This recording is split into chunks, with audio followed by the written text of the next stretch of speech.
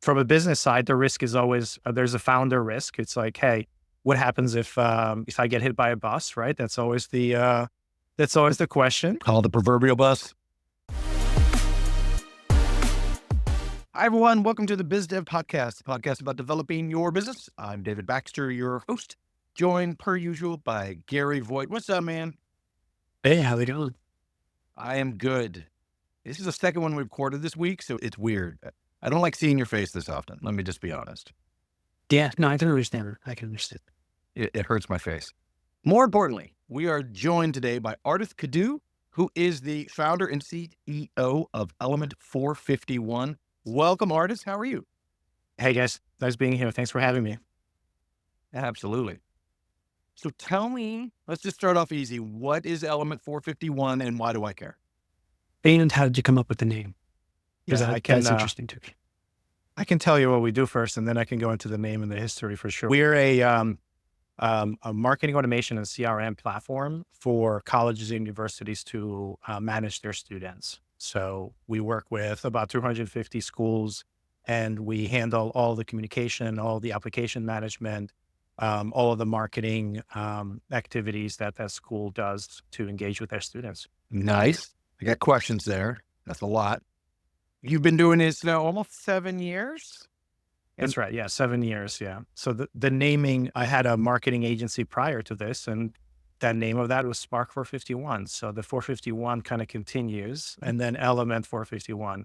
So the 451 is if you guys are familiar with Fahrenheit 451, that's a nod to Bradbury. And 451 is the degree at which paper burns. So it signifies this transitional period from paper to digital. So digital transformation while we were at the agency.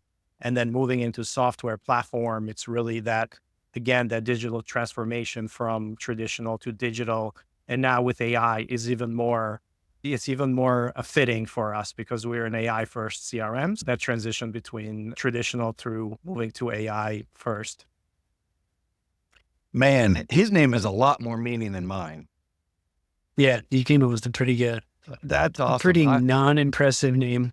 My name is generic and boring and has no meaning whatsoever. I like yours better. Let's just steal that. It's funny. I've said this before, but originally I was going to name Big Pix. Now, see, that's just stupid. Nah, can't do it. When I originally was naming the company, it was going to be Elemental Studios, and I actually owned Element.al. That was like my claim to fame for like a year, and I never used it. I found that Elemental was too hard to fight with. So many elements. That's right. Yeah, we did have to do a lot of trademark searches in order to make sure that we added that 451 in there. AL it's Albania, so that's right. I'm not sure how you got that one. It was just one of those things. This was obviously 13 years ago, 12 years ago plus, and back then everybody was buying. That was before the TLDs there were only like 5 or 6, and so people started buying the country ones and getting all fun, and so they were selling theirs, and so bam. So you've been going for almost 7 years. That's a lot of transition in tech world. That's a long time. So what made you think that schools and colleges needed what you were providing? Go back 7 years. What was the instigator? You were running marketing. What transition into education? How did that happen? Yeah. So the whole trajectory has been around us supporting schools connect better and with their students. At the agency, we were working with colleges and universities, but we were doing things from a marketing perspective. So we're helping schools market better to those students. And then we started building some systems internally. So that was the impetus for spinning that out into its own company. So it was a spin out rather than building it from the ground up. But it was essentially, from a business perspective, it was a build from the ground up. And what we saw a need for was really schools or higher education traditionally has been underserved around great software that is purpose-built for higher ed to serve their students or their customers better. So we saw a really great opportunity to improve the student experience and how schools are engaging with those students. Take, for example, like here in Raleigh, like Wake Tech is a client of ours, and they serve thousands of students. And prior to Element, the experience of the application experience wasn't that great. We come in and we make that a lot faster, a lot easier. We make it a lot easier for the multiple channels. So that's the the element focus. It's like, that's what we saw. Like I've been part of the higher ed world for all my career. So that's where I saw the problem, working on the institution side and then having the agency and now building the software. So it's been evolving, right? It's like, how can we serve more clients and solve that problem at scale? So practically speaking, you're helping colleges with their application process. You're helping them with, my son is about to go into NC State. And so we're knee deep Hmm. in all Yep. of their software. And every time, so all semesters, this is way too much information, but it does have a point. Every time he has to, because he's accepting in the spring. So we're starting like he's a brand new student. And every time we're checking boxes, a huge checklist. If you haven't gone through this with your kids, huge checklist of all the things you have to do to go to school. And it's vaccine this and sign this and watch Title IX videos over here, all of these things. And every time we go there, we get introduced to another portal. I'm not exaggerating. NC State, and I'm sure, and I'm wondering if you solved this for your clients. I don't know if NC State is one of your Yes. clients, but they've got the MyPack portal, which is where students start. There is the Wolfware portal. There is the Wolf Paw. There is the Wolf Reporter. Those are the four that I know of so far. We're almost done. Four different portals that he has to log in, and he has three different logins. Like, they're not even the same logins. And it is amazing to me. And my son's like, why are there so many portals? I'm like, my guess is, because I don't know, I have no inside knowledge, but my guess is over time they had a need and they bought another platform. Is That's right. probably what happened. And Or so, a lot of times, like the colleges, if they have a technical side of the school, they'll create their own portals too for students. And that'll be like their practice portal, and that's one they'll expand about. My daughter is the same way. When the school she was going to, there was two different portals, one for the actual administrative side and then one for the student side, the student community. Even for my daughter's school, a lot of times the students will have their own student in, computer sciences or whatever will create or manage the student portal too. There's an Yes. administrative portal and then a student portal.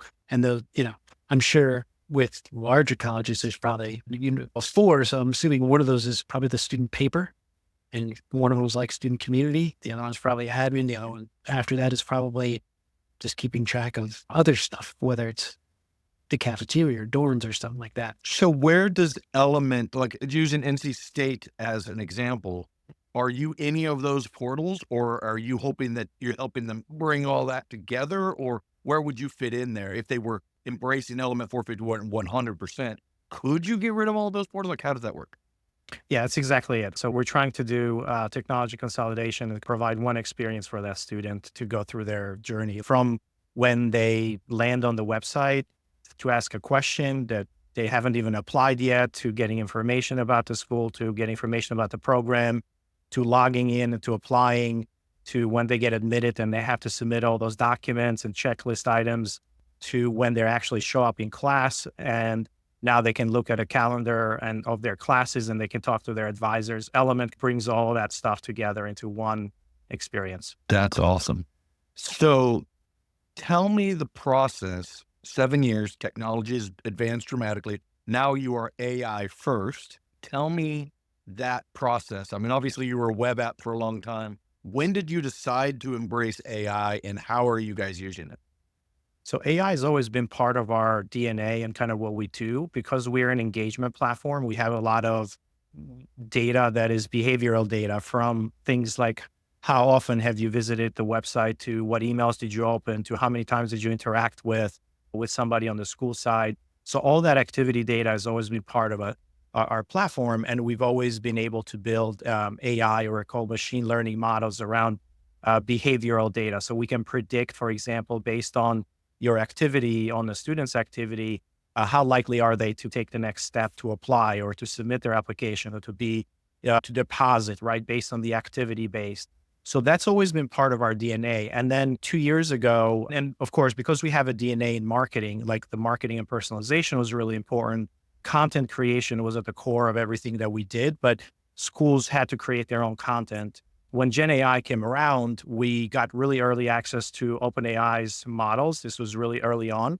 And we were able to very quickly start building this first chatbot so the schools can actually, or the students, and they can communicate and have conversational interface to the school. So they can now ask questions in a more natural way. So we started very early on. We started building tools in the platform, things like change of tone, translations, and so on and so forth. This was very early on in 2000. We talk about early on, but this is literally, we've been around, guys, for 2 years since ChatGPT came around. And this is 2023. So last year, middle of the year, we released a lot of this generative AI chat platforms, very smart chatbots. And then since then, we've been accelerating and building more and more kind of tools and more of these, we call them AI assistants now, right? Think about assistants that are helping the students. Either they can be an advisor, they can be a virtual AI coach or a peer advisor or an academic advisor. So those are different personas and different chatbots that we built assistants for the student side. And then we built assistants also for the administrative side. So somebody can go in the platform and they can start asking a question around, hey, I need to build a campaign for this target segment, and I need it to be this many communications, email, SMS mix, or whatever. And the AI assistant will actually go ahead and go back and forth in the conversation, write the content, and actually build the HTML and build the flows directly as part of our platform. So we have both of student-facing assistants and staff-facing assistants to help that. So the AI part has been, like I said, part of our DNA, but Gen AI over the past couple of years now, we've been able to accelerate a lot of the content creation and the assistance and the conversation interface with the student side. Now, you're saying content creation, and you were mentioning marketing. Is the marketing focused on just retaining like student body internal marketing, or is it also outbound marketing for recruiting? And or it's both of those. It's both of those. It's both of those, mostly for outbound and recruiting and nurturing. Okay. Yeah. So like David's son, for example, he needs to get a lot of those messages and sequences around the program that he picked, or maybe not. They're like, hey, this is all the next steps that you need to complete, and here is more information about what's happening on campus. Basically, those nurture campaigns around applications, around, How cool would it be if, I knew my daughter would love it. She's okay, this is where I want to be. And I don't really want to look through all the classes and trying to schedule for the spring. Right. What can we do? What's available? What should I do? Yep. What's the pace? What's the class? And then it comes back with like, you use path A, B, or C. Correct. And then we'll just go ahead and enroll you in all of them and tell you which one you get. That'd be great. Oh my gosh. Yeah. We've been playing with AI for a little while now. And I know for a fact that a year and a half ago, when you were using those AI bots, they lied to you 9 times out of 10. Like the technology wasn't there, the rags and all the fun stuff that we can do now to make them behave. That didn't exist. So how are you, like we would show prototypes and stuff to our clients. And they're like, yeah, that's cool, but I ain't showing that to my users because that thing's lying half the time. How did you guys work around that in the early days? We actually built RAG back then. So it existed. So the vector databases, so we were using them very early on. So we're using vector databases, we're using our own kind of RAG approach. So essentially grounding everything. This idea of the school would point the knowledge base or the scraping on their website, and we would load all of the content from the website into our system, and then we would do the whole RAG pipeline, right? So the retrieval, augmented generation. Think about like we would load it all into our vector databases or semantic databases, and then have the whole pipeline around retrieving appropriate content, putting that in the context, and then answering questions based on that. So we were doing that very early on, and it wasn't part of the platforms, right? Right now you see this techniques actually coming down to the individual platforms that your guys are probably using. But back then you had to put a bunch of those pieces together yourself in order to get it. So it wasn't the whole stack in a lot of the platforms that you're using now. They give you everything put all together. And that helped us quite a bit because we had to work very close to the metal, so to speak, in a lot of these models and techniques. So we built a lot of muscle around how good are these models and how good are the techniques. So we've been able to optimize that drastically over the past year and a half. And today we have, I would say, a 95 to 96% accuracy rate in terms of pulling that information and retrieving and as we do evaluations on this stuff. So it's come a really long way for sure. Yeah, it's pretty impressive. How did that's amazing. Nowadays I can go and I can search and find answers to how do I make it stop lying to me. 2 years ago, you couldn't.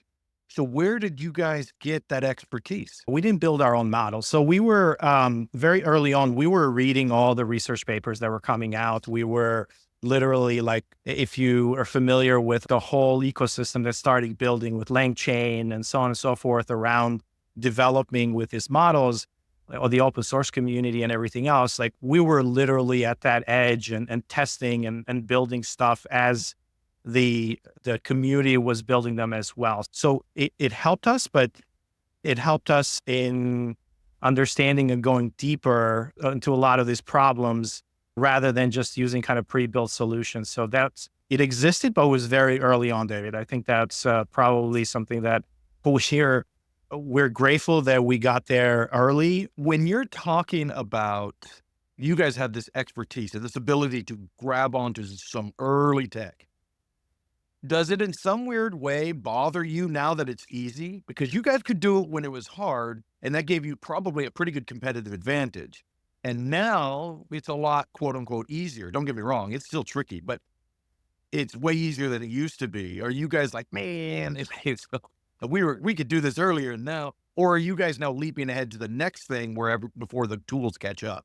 Yeah, we're ready on the next thing. And it's not about, so it's a trajectory, right? So it's not necessarily this step function where you have certain capabilities. We like to say that our competitors are about a year behind in terms of the things that they're able to do or that they're putting out there. We're already working on the next kind of iteration, which is more on the reasoning models, like the reasoning capabilities and the ability for capabilities that we have in our platform to have reasoning as part of the workflows, both reasoning around how can that model or how can our AI and our AI assistants be proactive, meaning that they're observing everything that student does, they know exactly what's happening, and then how can they nudge them along to complete the next goal and the next step.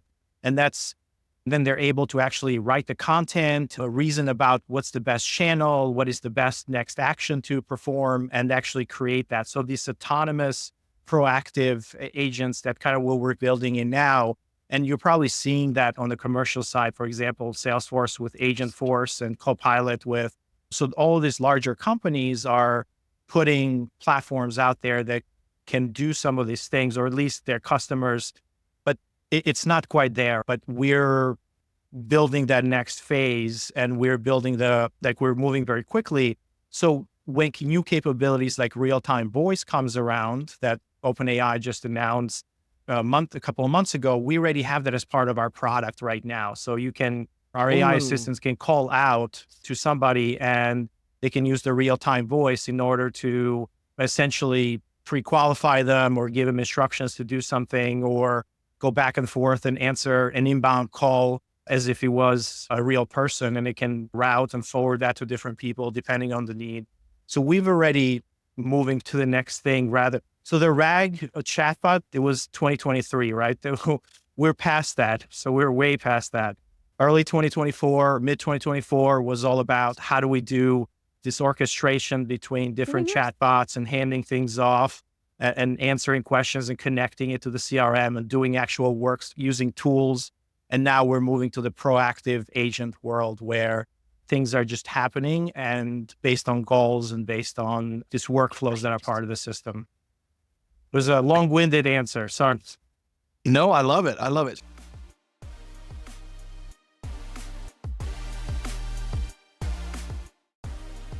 Big Pixel builds world-class custom software and amazing apps.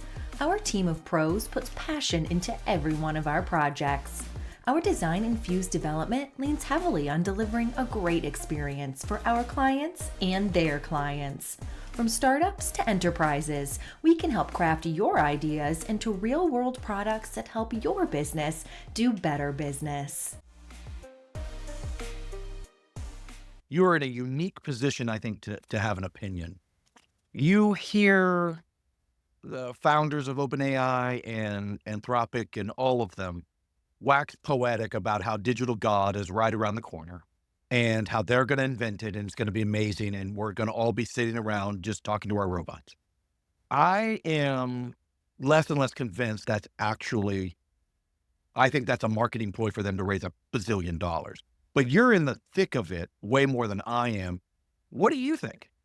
Do you mean, so look, there's multiple ways to answer that and it really depends, right? So we're actually That's fair. building, I do have a podcast called Generation AI that we talk a lot about, like kind of these advancements in higher ed, but we also go deep on some of this. The thing about what we see is that there's a curve of capabilities that these models are going to be able to do. Right now, we're in that phase where if you think about the work that a person can do, like you measure it in, I can do something in 5 seconds, I can do something in 5 minutes, I can do something in 5 hours or 5 days or 5 weeks. And a model can now accomplish things that you can do in five hours very easily. So you put together a marketing campaign or you write a blog post or whatever, like all of those tasks that you can do in 5 hours can now be done by AI in a split second. What the next capabilities is around reasoning and putting together tasks that, or not necessarily tasks, but work that can be done, let's say in 5 days. In 5 days, you have to do a lot of different things as an individual to accomplish a particular, let's say a full campaign. You have to work with your art director, you have to work with your writer, with your content person, whatever, all these pieces. So that's where we're going next. And if you're looking around capabilities or what's coming in a year or two is going to be around reasoning on things that we do. For example, as part of the company, I'm like, okay, I need a marketing plan, a growth marketing plan for 2025. And I can hand that job to an assistant or to an AI, and something that it would take my CMO or my team, for example, a full month to put together a full marketing plan, very well thought out with different channel mixes, all these different things. Now, one of these AI models can think about it for 5 minutes or a couple of hours and give me the work output of that 5 weeks or even a month plus worth of work that somebody has to do. So it's going to get better and better, but it's not going to be the huge step function that today we're here and then tomorrow it's going to be digital gods ruling us. I think it's going to be very slow to get to a place where behavior is going to change for humans. And it's not going to be about capabilities. It's going to be about adoption and how we incorporate it in our day-to-day work. And that's going to take a little bit longer because there's going to be a lot of forces. The other side, for example, like people don't like change very often and they get freaked out when they get faced with change. So there's always going to be that push, right? So the adoption part is going to take a lot longer than the technical capabilities. So I hear what you're saying, and I like the optimism.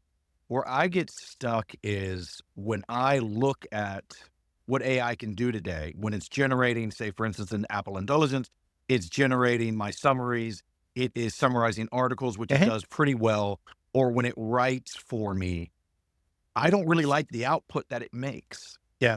And so in order to generate what you're talking about, that 5 month or that month plan, marketing plan for my company, let's say, if I tasked my marketing person, Christy, to go and do that, and I ask AI to do the same thing and they come back together, the plan the AI is going to come with is going to be gibberish compared to hers, at least as far as I have seen. Yes. Have you seen it where that plan it comes back with is great, or are you still seeing it? It's okay. So it's going to be a kind of a continuous, like it's not going to be one day it's going to become better. So it's going to get better and better and better every iteration. And this model's capabilities are increasing every couple of months and they're getting better faster. So if you tried it, let's say 6 months ago or last year, it was not very good. And I actually taught prompt engineering. And what I used to teach, let's say last year, you don't even have to do that now because the models have gotten so good that you don't have to provide all the prompting a certain way in order to get the output right that you need. they've gotten a lot smarter, a lot better at giving you what you need with very little context and very little prompting. So to your point, is it there yet today? I don't know what kind of marketing plan, but I guarantee you, if I can give it the context and the outline and give it more direction and chat back and forth a couple of times, I'm able to get a marketing plan that is very good, that a person would take a lot longer to do. So it's just a matter of time before it gets to the point where you can just put a few sentences in and then get really great output. Now you have to do a little bit more work and go work back and forth with it a little bit more. So I can see that. If it doesn't know the company and it's Correct, not going to generate a plan from scratch, it's going to fit the company like someone who's been working with the company for a while. But the back and forth between, say, a Christy and AI to help Christy, exactly. eventually you can get that month-long marketing strategy done and like a week. Yeah, Or, exactly. It'll take a chunk of those tasks. So just don't worry, Christy. It's not going to take your job. So I want to take a hard turn. I want to loop back to your business. Yes. You've been around 7 years. Before that, you were doing marketing in the same sort of area. This was a passion of yours. Tell me now, most of the time we talk about the slog, which is the time when you start a business to the time anybody cares, right? That can be months or years or whatever. For you, though, from what you described, yours was a little different, at least when it came to Element 451 versus your marketing, because you took your marketing clients and said, look, I got a product. So you already had a built-in client base. Is that right? Yeah, but it was very difficult actually. So our marketing clients, they didn't really understand or see us as a software. And we had a slower start because of the market was not seeing us as a software company or solution. They always associated us with the marketing agencies. So we had to educate the market. And the first 2 years were very difficult in terms of getting and acquiring customers. It was to the point where if we were really struggling to get capital because we weren't getting customers that we needed. There was a slow adoption. The business was self-funded. So it was 4 founders, the same founders that had a Spark. We spun it out and it was basically all the income from, or the revenue from our marketing agency was going into the software. And it was getting to the point where, we now need venture money or we need institutional money to make sure that we grow this thing. So it took us 2 years in order to do that. In 2019, we partner with Co-Founders Capital here in Raleigh. They're out of Cary. But before that, it was difficult to explain like, hey, we have Spark, which is a bigger client that was still using the software. And then now we didn't have as many clients on our own. Everybody was looking at us as like, wait a minute, like you've been around for a year, you have this, and nobody was valuing the technology. So what ended up happening, as soon as we got that institutional investment, then we started hitting our stride. So we got a couple of clients and things starting to accelerate. COVID came around, that things accelerated even more. We did our A round very fast after that. And then fast forward another year, we're growing even faster. We did our B round. And then over the past 2 years, we've been growing almost 90% to 100% year over year in terms of both revenue and customer base. But it was a slog, man. The first 2 years, it was just like, literally, like we're thinking, so like, how do we do this? And during COVID, like we battered down. I went without a salary for a while because I needed to do the right thing and make sure that we had enough cash for us to move things forward. But it was hard. That was the hardest part. It was like, what do? Do you keep going? But good thing that we kept going because things turned out great. And right now we're in a very good spot. Just been able to dominate the market, one of the fastest growing CRMs and platforms in higher ed. And our customers love us. We have customers that are huge, hundreds of thousands of students they're serving to very tiny schools. And it's been really good. So what was that turning point? What is it that you're struggling? You get your capital, you have money now, but what did you use that money in such a way that you were able to break through that barrier? Was it the fact that you now had an institution behind you and that gave you legitimacy? What was it that turned that corner for you? I think we just hung in there. Like it was literally, I'm serious. It was just literally hanging in there and gaining those customers one by one. And as you get get a couple. And then after 6 months to a year, just by us hanging in there, we now had enough customers that we started the flywheel, customers telling other customers, we had references and things just starting to click. So that was the, I was going to ask if that networking and the referral basis from client to client probably helped a lot. Yeah. It's very important in higher ed. It's like this snowball, effect and everybody's word of mouth. So it was very important for us. So it wasn't one thing.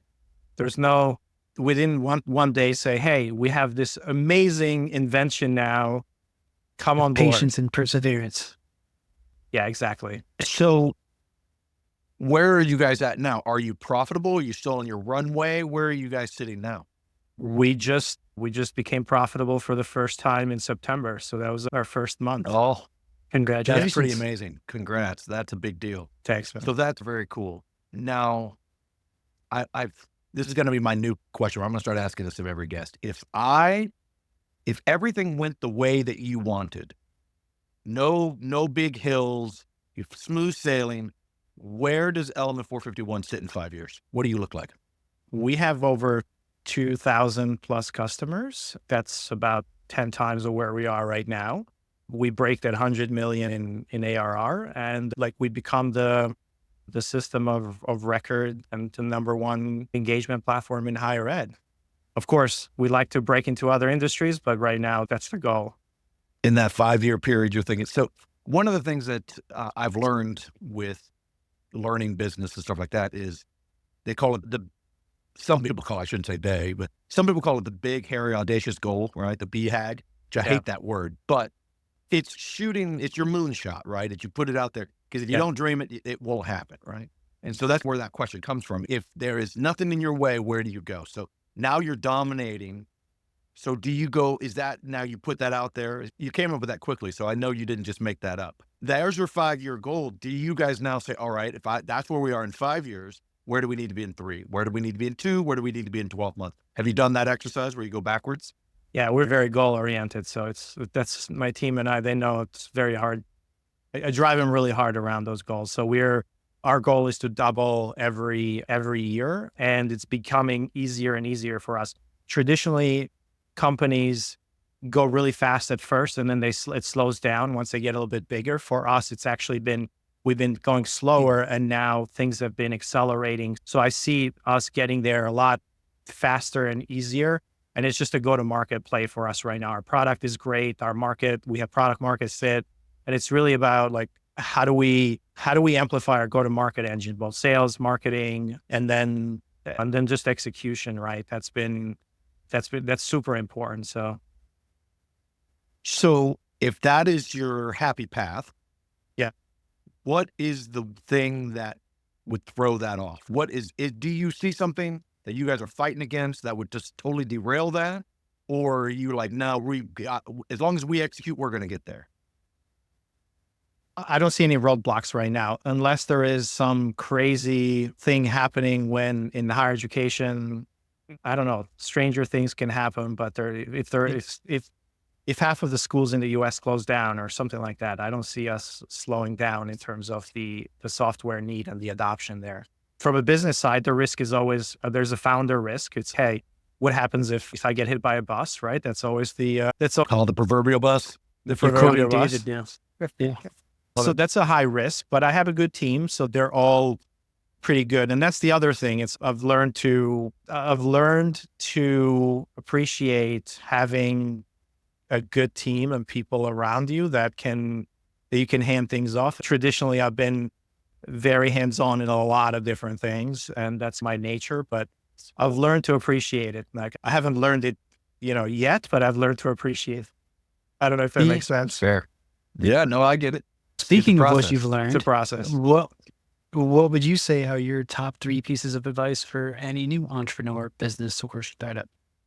I think success, like, it's this notion that you just got to grind it out unless you have something that is going to be very unique, or you're catching a wave or whatever it is. Like, you just got to grind it out, and then things just happen. Success. So it's, I don't know, what is that quote? It's like, how did you become a billionaire? I forget who says that, but is it, or how do you go broke? I forget who, bankrupt. How do you go bankrupt? It says I forget, is it Warren Buffett who says that it's like very slowly and then once of a sudden, and then very fast, right? So this idea that you don't go bankrupt right away, you go bankrupt very slowly, and then you're just bankrupt.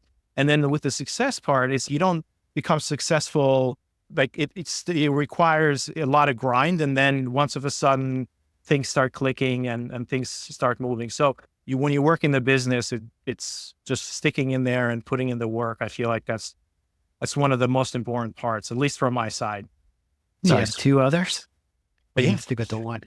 Yeah, two others. One of the things that, I don't know, have you guys seen or heard about the Paul Graham founder mode movement or wave? What's happening? This whole idea that you have to bring in institutional managers to kind of hand things off and professional managers to manage your business. What I've seen from my side is that a flatter organization works out better most of the time, and not doing things, not adopting frameworks just for the adoption of frameworks. For example, like if you're going to do sprinting, or if you're going to do anyways, like any of these frameworks, like what we have found out from our side is anytime that we try to force process on ourselves for the sake of process, it never works out. You're going to do OKRs. All right. How do you do OKRs? You just got to follow this process. It never works out. Like we've always failed. What we've done really great is when we can take those things and just adopt it. But it's never worked out when we try to implement frameworks that other companies and try to borrow them. It's never worked out that way. So that's number two. And then number three, I would say is perhaps that idea of having a strong, good team. You spend so much time with your team, right? It's sometimes you spend more time with them than your wife or your partner and kids. And you just got to have people that get your back. I think that's really important. You don't have to, you can certainly socialize, but you just got to have the trust and understand that they just got your back. Like they're going to do what they're going to do, and they're not going to let you down. That's the thing I feel is really important. And if you don't trust your team, or you don't feel like you can hand something off, there is a lot of anxiety, and there's a lot of, I would say, you can go in a very bad direction if you can't have that support system or that team that you can trust. You can't move fast. That makes sense. Let's put it that way. Yeah, David had said it before. Earlier in the business, he would be a little nervous taking vacations, but now it just takes him all the time. Now I He's just take them never all around. the time. I'm just gone most of the time. Oh man, I want to be around you. the world. I want to be you when I grow No, up. that for is sure. not true. Now, There's artists, No, I will say though, there was a big shift this year. I took a 2-week vacation for the first time literally ever, before not even including my business, just ever. And I could not have done that a year ago. Like just no way would I have felt comfortable leaving my company for that long. And so having those people who can take over when you're gone, man, that's critical. It's Yeah, critical. exactly. artists, if anybody wants to learn more about Element 451, your products, or yourself, how can they reach out? Yeah, I'm on LinkedIn. I'm very active on LinkedIn. So you can just search for Ardis Kadiu or just art/artists on LinkedIn. And then element451.com. That's our website. I also, like I said, I also have a podcast on AI called Generation AI. So you can grab it on Apple, Spotify, or wherever you guys listen to podcasts. But yeah, I talk about this content there all the time. Love it. Guys. We'll make sure those links are in the show notes as well. Thank you so much, artists, for joining us. This has been a lot of fun. Love geeking out with you. Same here, guys. Thanks for having me on.